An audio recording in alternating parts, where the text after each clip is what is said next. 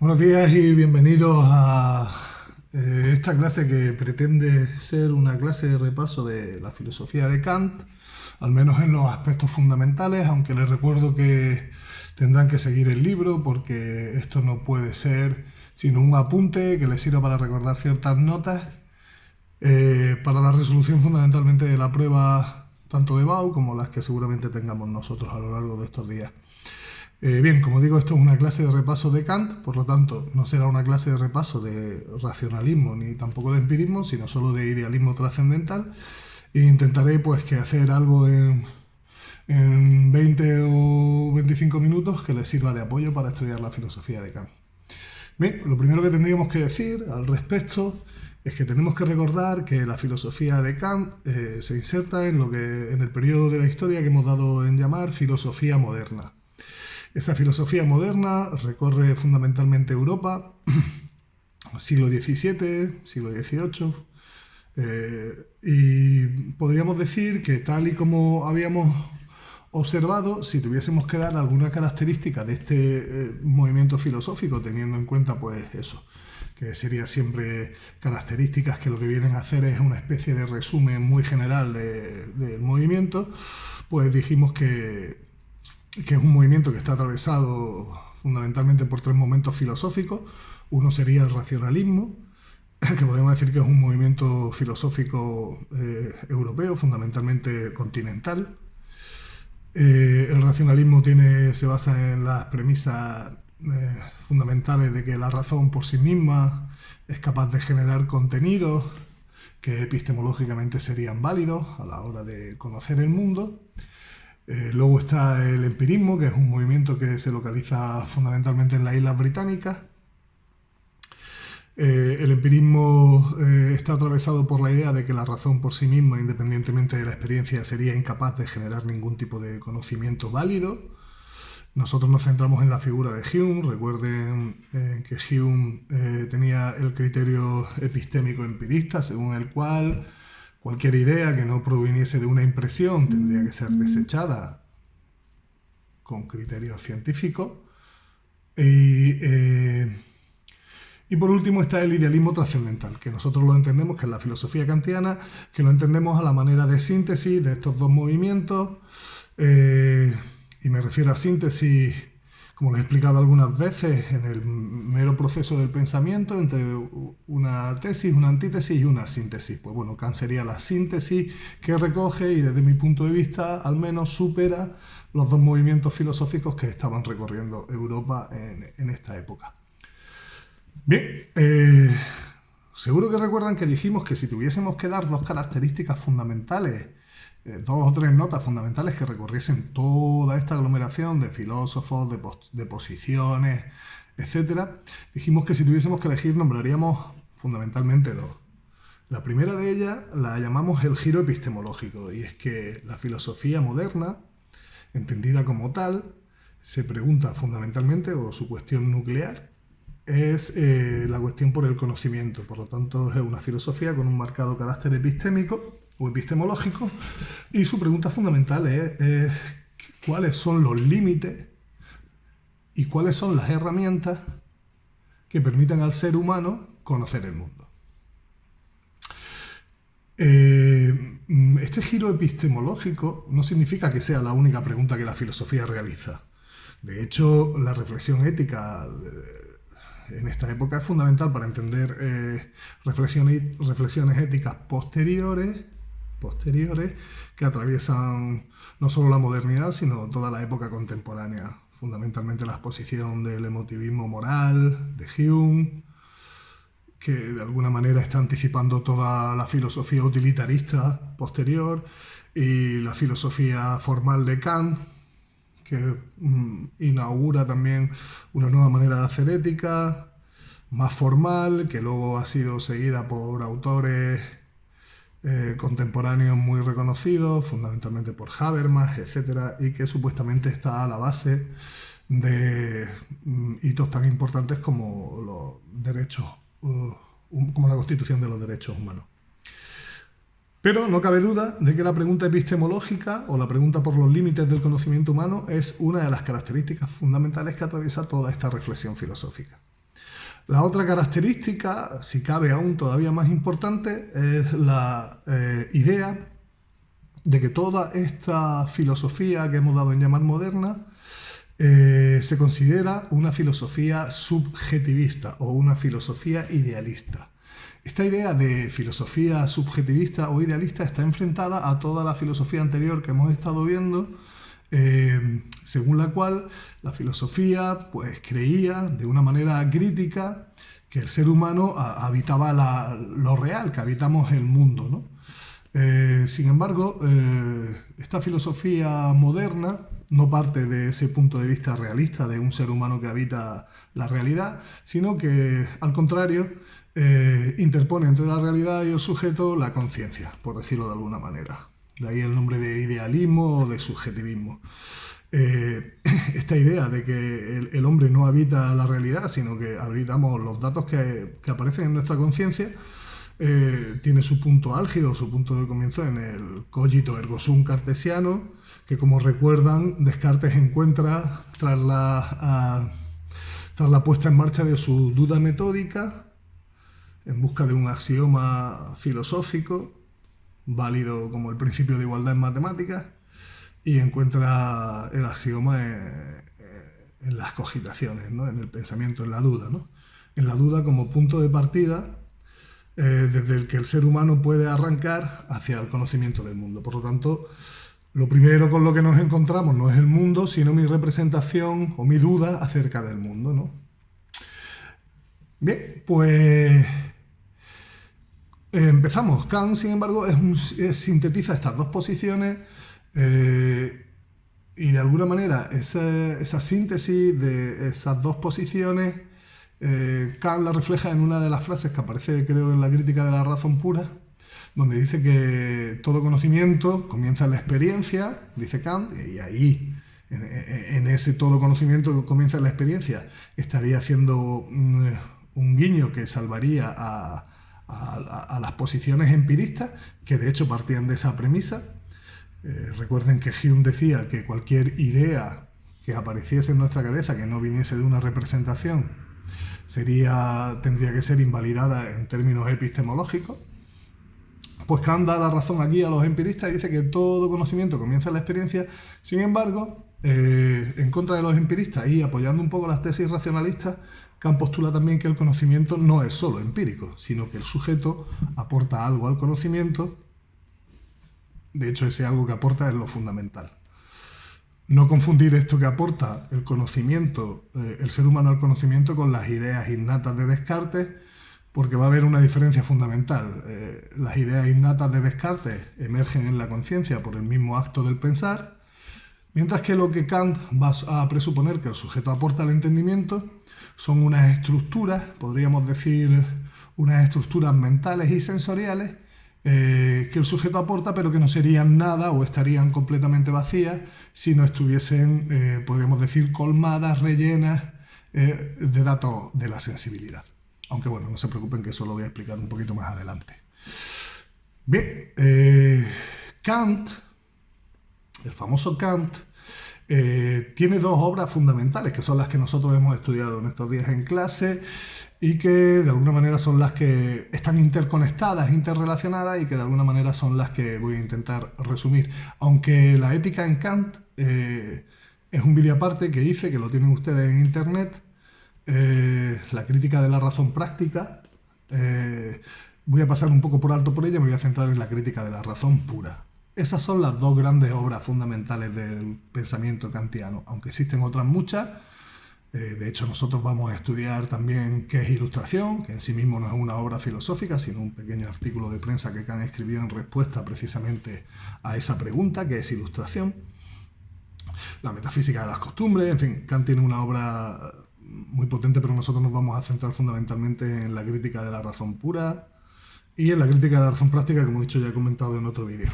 Muy bien, pues empezamos con la crítica de la razón pura. La crítica de la razón pura es una obra tardía de Kant en la que Kant va a pretender analizar o criticar. Cuando Kant dice crítica se refiere a análisis, va a criticar o analizar el entendimiento humano. Y lo va a hacer en tres grandes momentos.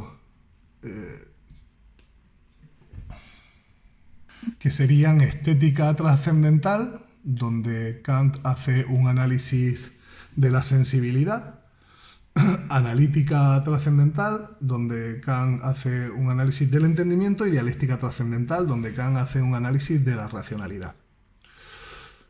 Bueno, a mí me gusta explicar esto partiendo de una idea fundamental en el pensamiento de Kant, que es la idea kantiana del giro copernicano en filosofía o el giro copernicano en epistemología. Kant elige este mismo nombre entendiendo que lo que él va a hacer es una revolución epistemológica de la misma índole que la revolución que las teorías de Copérnico supusieron para la astrología. En este sentido, Kant va a intentar cambiar toda la manera que el ser humano ha tenido de relacionarse con el conocimiento, que era una manera pasiva, ¿vale? Sin embargo, para Kant el conocimiento no es algo pasivo, el conocimiento es algo activo. ¿Qué me refiero con esta idea, con este giro epistémico que Kant quiere dar?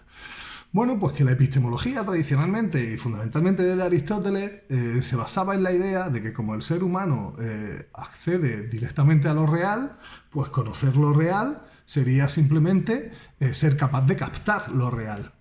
Ese momento de captación de lo real supondría el momento de pasividad que Kant denuncia. El mundo está ahí fuera, yo lo capto. Recuerden el proceso de abstracción, ¿no? En Aristóteles, ¿no? El ser humano es capaz de, a partir de los datos de la experiencia que nos muestran el mundo tal y como es, recoger ciertas características que de alguna manera no tienen que ver con la materialidad de la cosa para formar el concepto. Proceso de abstracción, ¿no? Recogemos lo que es común de las distintas cosas que aparecen en la misma categoría y me formo el concepto. Esa idea de Aristóteles de abstracción, de una manera podríamos decir pasiva de captar el mundo, es puesta en cuestión por toda la filosofía moderna, pero muy fundamentalmente por Kant. Kant va a decir que por el contrario, cuando el ser humano conoce algo, cuando conocemos el mundo, en realidad lo que estamos haciendo es actuar en el mundo. Y esa actuación en el mundo supone, según las propias palabras de Kant, que el sujeto impone sus condiciones al objeto. Por lo tanto, no es el objeto el que impone sus condiciones al sujeto, sino que nosotros, de alguna manera, estamos imponiendo al objeto nuestras propias características humanas.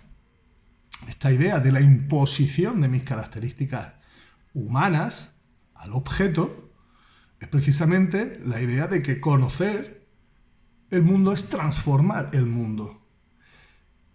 Y en esto mismo, desde que el mundo es transformado, siempre y tanto que es sentido y pensado y razonado por el ser humano, es lo que Kant incide para hacer la famosa distinción entre fenómeno y noúmeno.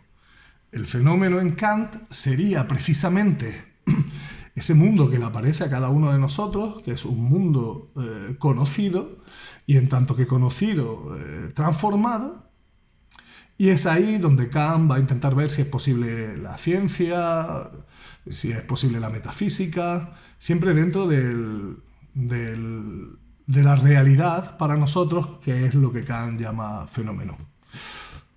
Por lo tanto, Kant en su crítica de la razón pura en realidad lo que nos va a decir es en base a qué o en función de qué estamos construyendo el fenómeno.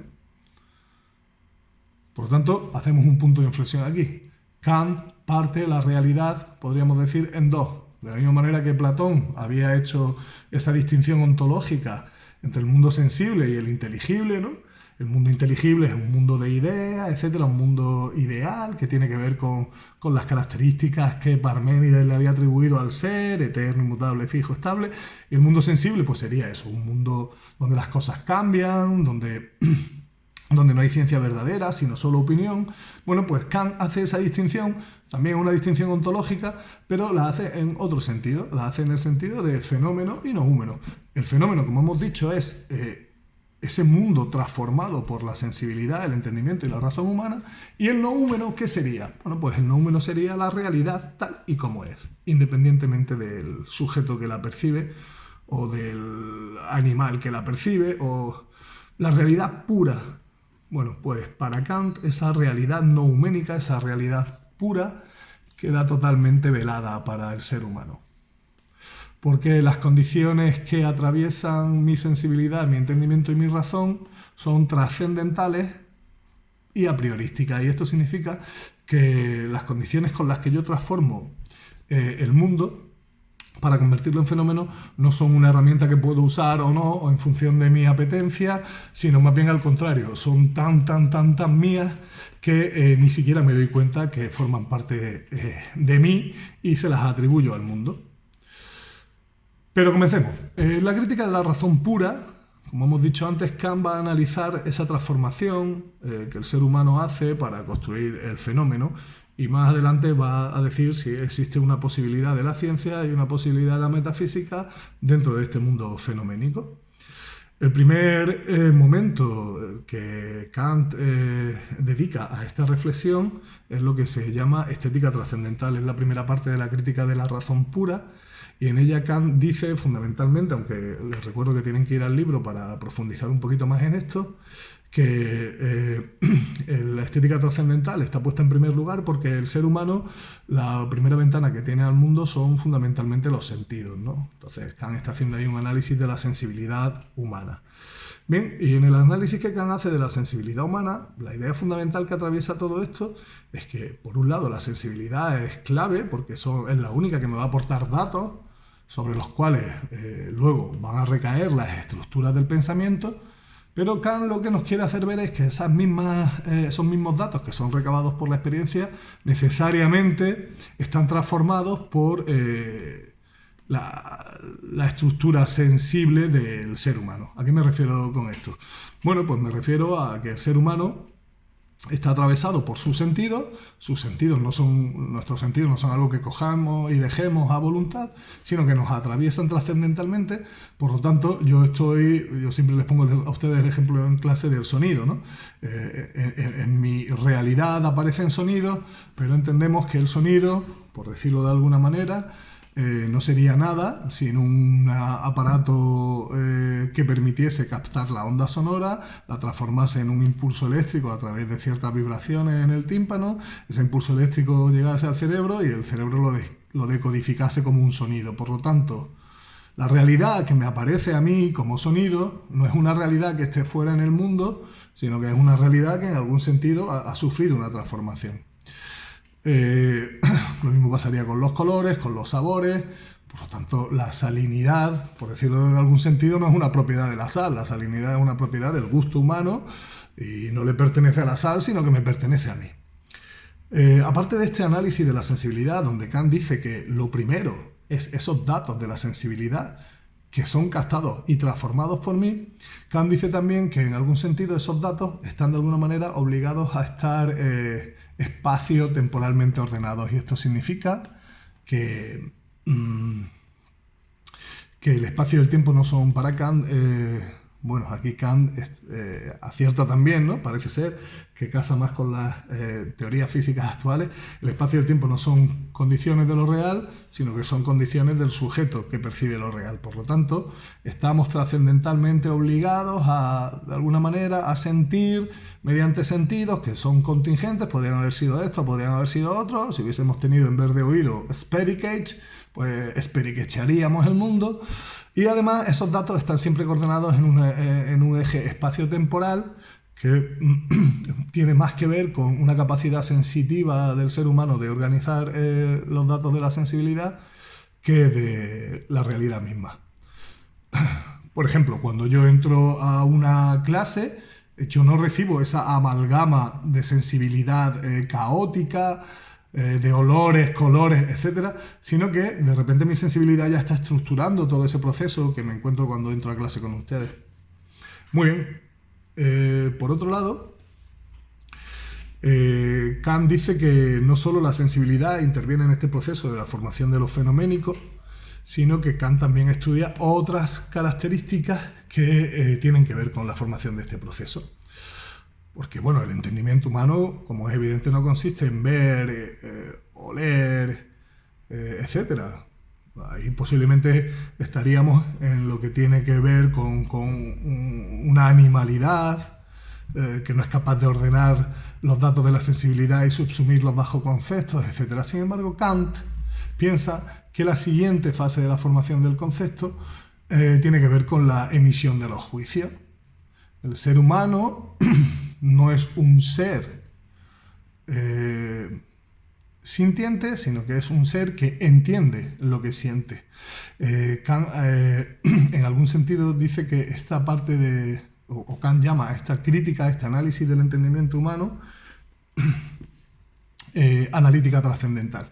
Y bueno, lo que Kant nos va a decir es que todos esos datos que llegan ya transformados de la experiencia, a su vez van a sufrir una nueva transformación. Y esta nueva transformación que va a sufrir es fundamentalmente, o al menos a mí me gusta explicarlo así, más compleja todavía, porque lo que vamos a hacer es los datos de la sensibilidad transformarlos en una nueva realidad que ya no es sensibilidad, sino que es lenguaje.